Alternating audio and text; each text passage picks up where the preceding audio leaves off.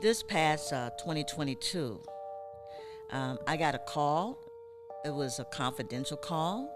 A young man was working with the work site on Broughton Street, hmm, and he was digging, the bulldozer, whatever, and he discovered bodies on Broughton Street. I asked questions like, how many? About a half a block.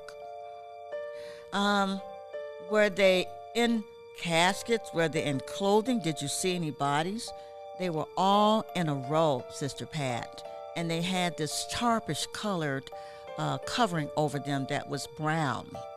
I said, that's cheesecloth. You see, there were no cemeteries for enslaved people from 1748 to 1851. So if you died downtown in the planter's house, he just dug a hole in his backyard 6 feet deep, wrapped your body in cheesecloth, and dumped you, took the shovel, put the dirt down, and watch this. He'd flip it over and just smooth it out. So you have lots and lots of unmarked burials downtown. Well, the project manager, I can say this now, said, don't tell anyone. And if you tell someone, you are on probation for a felony. You're going to go back to jail. So he was so afraid, he would not tell me where they were, what part of Broughton Street. I listened to the story. I talked to some of the friends. They said he's very afraid. So I went down there myself. It was just beginning to get dark that evening. And I walked Broughton Street from Barnard and Broughton all the way down to Bull. And I was able to actually get into the project site. It didn't have a no trespassing sign. So I was able to enter the gate. And I walked the area, and as I walked the area, I said my prayers. I felt my ancestors' spirits. I said, I know you're here somewhere. I was very sad. I know you're here. And so as I began to walk, I could see where the project had dug in, and I could see where the project manager was rushing to put these rocks on top. It was like a fast-paced project. Let's get the gravel, and let's just do this over. So I know we were running out of time.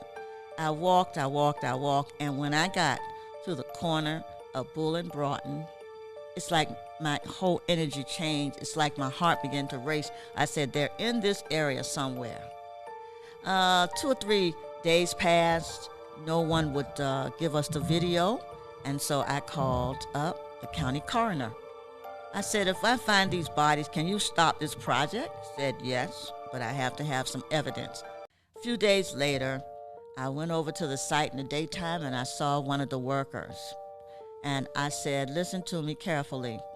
I know you don't want to lose your job, but just nod your head because I know people are watching you. That's how Gullah Geechee do. We just kind of talk. And I got to him because I know he was Gullah Geechee. I said, are these bodies here? Did you see them? He said, yes, ma'am. I said, are they in this area still? Yes, ma'am. Are you guys uncovering them, or are you getting ready to pave over? We're getting ready to pave over. I contacted the mayor. I said, there are bodies down here. From Calhoun to Whitfield, we know that. But they're all over downtown. We have the maps. And so we got some bodies on Broughton Street. He said, if you can get the young man to talk, tell him we're not going to, we'll find him another job, he said. Tell him to talk. And so we tried and we were not able to do it. A week later, a big press story comes out. Someone told one of those workers couldn't take it anymore. And so those bodies were uncovered on Broughton Street. And guess where? On Broughton and Bull, the same place I walked.